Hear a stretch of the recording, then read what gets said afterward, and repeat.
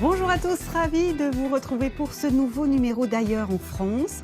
Ensemble, nous faisons le tour de l'information au plus près de chez vous. Et vous l'avez sûrement constaté, le soleil et la chaleur sont enfin de retour. Et avec eux, évidemment, l'envie de se baigner. Alors pour ouvrir cette émission, je vous donne juste un chiffre. L'été dernier, presque 600 personnes sont mortes par noyade en France. Les enfants sont très exposés, surtout quand ils ne savent pas nager. Ce qu'on sait moins, c'est que les plus de 65 ans sont les plus touchés par les noyades accidentelles. Malaise, hydrocution ou déshydratation, on a beau maîtriser la brasse ou le crawl, il faut prendre ses précautions. Lesquelles?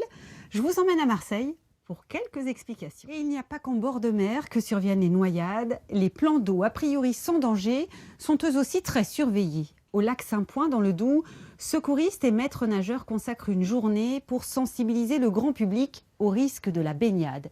C'est aussi l'occasion de se former aux gestes de premier secours. Voilà, on a hâte, nous aussi, de déguster ces pains de porquerolle. C'est ainsi que se termine notre émission. Un petit aperçu de ce qui vous attend demain. Nous fêterons en Provence l'anniversaire de la télévision régionale. Elle est née en 1954 et pour l'occasion, Fernandel et Pagnol étaient présents. Je vous en dis plus demain aux alentours de 10h15. En attendant, je vous souhaite une très belle journée.